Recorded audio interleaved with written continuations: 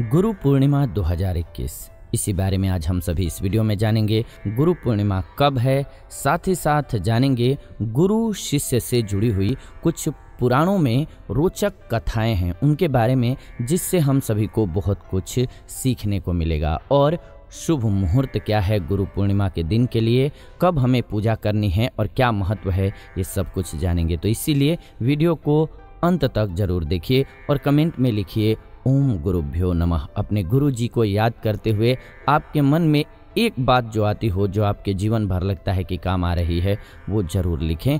इससे क्या होगा, हमारी मेमोरी ताज़ा होगी और अपने गुरु के प्रति श्रद्धा जो है और उनकी प्रति जो हमारी निष्ठा है वो भी झलकेगी और कहीं ना कहीं वो मेमोरी हमारे लिए आगे और बलदायक होगी। तो ज़रूर आप के जहन में अपने गुरु को लेकर के कौन सी सबसे अच्छी बात है वो लिखें कमेंट्स के माध्यम से। गुरु की महिमा ऐसी है कि उन्हें माता पिता और ईश्वर से भी बड़ा दर्जा दिया गया है।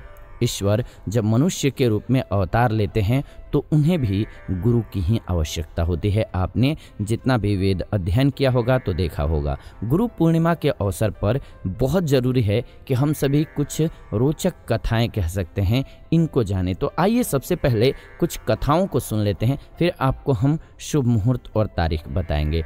एक बहुत ही मशहूर कथा है एकलव्य और गुरु द्रोण की। जी हाँ, ये कथा द्वापर युग की है। एकलव्य नामक एक निषाद बालक ने महान गुरु द्रोणाचार्य को मन ही मन अपना गुरु मान लिया। मन ही मन क्यों? क्योंकि वो उनसे मिले नहीं थे और उनकी पाषाण प्रतिमा बना करके, यानी कि पत्थर की मूर्ति बना करके धनुर्विद्या का वो अभ्यास करने लग गए। इस प्रकार से वो एक बेहतरीन धनुर्धर बन गए।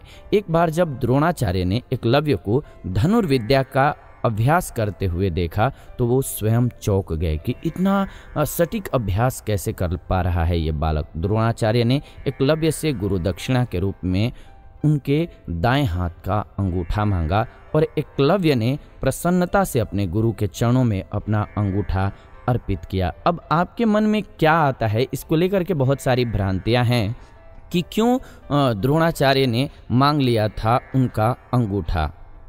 तो आपके मन में क्या है इसको लेकर के, ज़रूर गुरु द्रोण के प्रति और इस कहानी के प्रति अपनी जो आपकी राय है वो रखें और कोशिश करेंगे कि हम आने वाले एपिसोड में आपको ज़रूर बताएं कि ऐसा क्यों किया गया, जबकि ये बहुत अच्छे धनुर्धर थे। आप सभी अगर कमेंट करते हैं तो इस पे ज़रूर हम वीडियो बनाएंगे। आइए अगली कहानी की तरफ बढ़ते हैं। यह है गुरु द्रोणाचार्य के आदेश पर अर्जुन का लक्ष्य भेदन कैसे हुआ, यानी कि लक्ष्य भेद कैसे किया अर्जुन ने। द्रोणाचार्य कौरव और पांडव राजकुमारों के गुरु थे, ये आपको पता है। एक बार उन्होंने अपने गुरुकुल में एक ऊंचे वृक्ष पर नकली पक्षी बांध करके अपने शिष्यों से पक्षी की आंख पर निशाना साधने को कहा।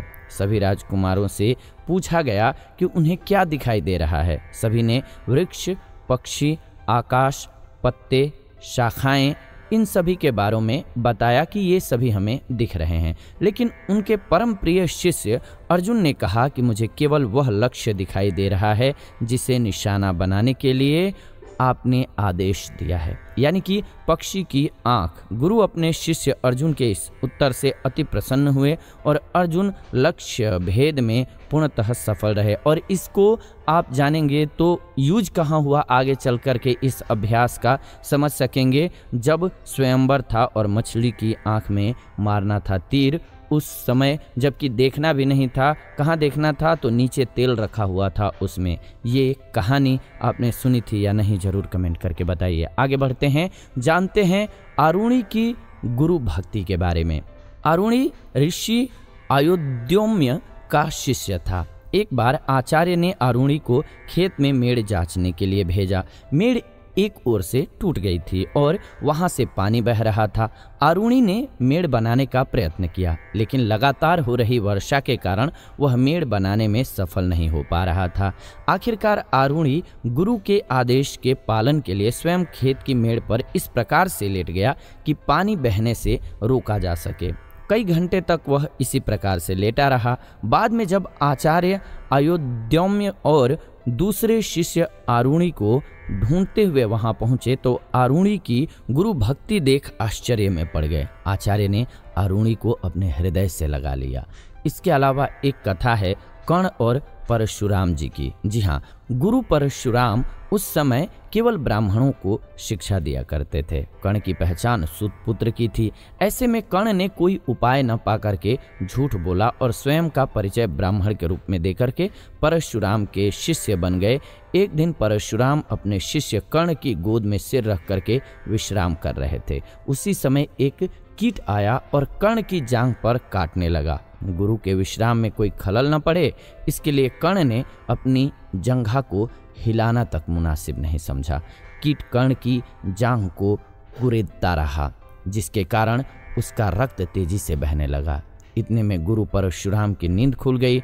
पहले तो वे कर्ण की गुरु भक्ति से बेहद प्रसन्न हुए, लेकिन अगले ही क्षण उन्होंने कहा, कोई ब्राह्मण इतनी पीड़ा सह नहीं सकता है। सत्य बता, तू कौन है? कर्ण की चोरी पकड़ी गई और गुस्से में परशुराम ने कर्ण को श्राप दिया कि झूठ बोल करके हासिल की गई विद्या को वह उस समय भूल जाएगा जब उसे इसकी सबसे ज़्यादा आवश्यकता होगी।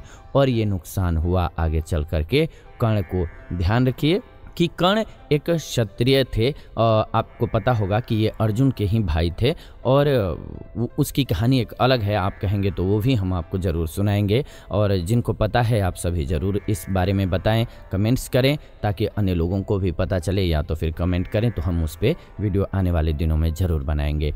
और कर्ण सबसे बड़े योद्धा भी थे। कर्ण जो हैं वो महाभारत के सबसे बड़े योद्धा थे।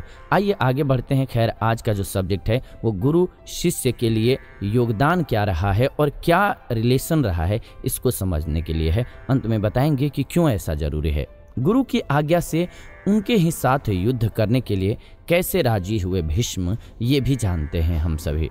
काशीराज की कन्या अंबा गुरु परशुराम की शरण में पहुंची और उन्हें कहा कि आपके शिष्य भीष्म ने मेरा लगन मंडप से हरण किया है, लेकिन अब मुझसे विवाह करने को तैयार नहीं है। परशुराम ने भीष्म को बुलाया और उनसे अंबा से विवाह करने को कहा। भीष्म ने अपनी प्रतिज्ञा का हवाला देते हुए इसमें असमर्थता जाहिर की। तब परशुराम ने कहा, फिर मुझसे युद्ध करो। भीष्म अपने ही गुरु से युद्ध करने के लिए तैयार नहीं थे, लेकिन परशुराम ने इसे गुरु आज्ञा कहा। ऐसे में भीष्म के पास अपने गुरु से युद्ध करने के अलावा कोई विकल्प नहीं था। गुरु की आज्ञा पा करके भीष्म ने गुरु के साथ ही युद्ध किया। कई दिनों तक चला युद्ध। इसके बाद भीष्म परशुराम युद्ध बिना परिणाम के ही समाप्त हो गया।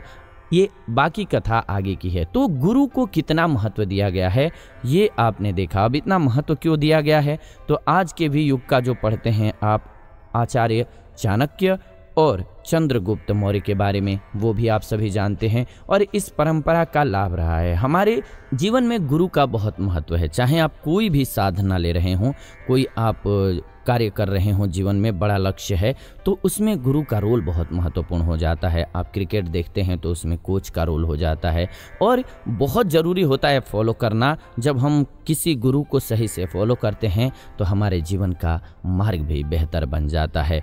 अब सवाल ये है कि इस बार कब है गुरु पूर्णिमा, तो आइए इसे थोड़ा सा विस्तृत करके समझ लेते हैं अच्छे से कि कब हमें पूजा करनी है।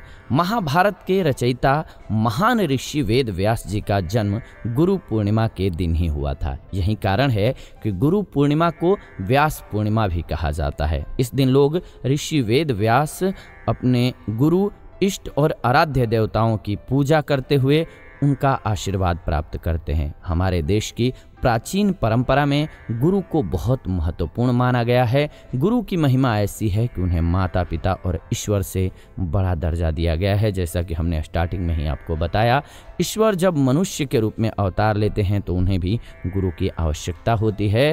राम जी के वशिष्ठ जी गुरु थे, आप जानते हैं। तो भगवान राम किनके अवतार थे, तो प्रभु जो हैं वो देवता के मानव के रूप में अवतार थे, उनको भी गुरु की आवश्यकता पड़ी। पौराणिक ग्रंथों की माने तो ऋषि विश्वामित्र, ऋषि वशिष्ठ, ऋषि संदीपनी, ऋषि परशुराम ऐसे गुरु हुए हैं जिन्होंने पृथ्वी पर अवतार लेने वाले ईश्वर को भी शिक्षण दिया है। जाहिर है कि भारत में गुरु शिष्य की परंपरा बेहद सम्मान की दृष्टि से देखा जाता है। गुरु के सम्मान में आषाढ़ महीने की शुक्ल पक्ष की पूर्णिमा को गुरु पूर्णिमा मनाई जाती है, जो कि इस साल 24 जुलाई को आ रही है। गुरु पूर्णिमा के अवसर पर जरूर आप सभी गुरु शिष्य के संबंधों से जुड़ी हुई इस कथा को सुने।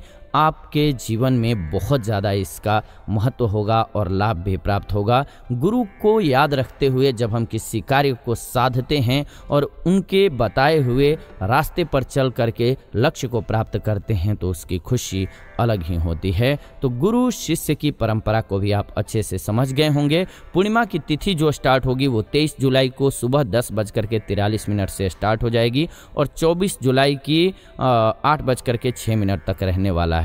अब इसलिए गुरु पूर्णिमा 24 को मनाया जाएगा क्योंकि इस दिन महाभारत के रचयिता वेदव्यास जी का जन्म हुआ था। एक बात अच्छे से समझ लीजिए कि शास्त्र जो है वो उदया तिथि को लेता है, ये ध्यान रखिएगा। इसी वजह से जब सूर्योदय हो रहा होगा तो उस दिन 24 जुलाई होगा, इसीलिए 24 को मनाया जाएगा। चूँकि जब 23 को गुरु पूर्णिमा की तिथि आ जाएगी, लेकिन उसमें होगा क्या कि उस समय पर सूर्योदय कब का हो चुका होगा तो उसे नहीं माना जाता है।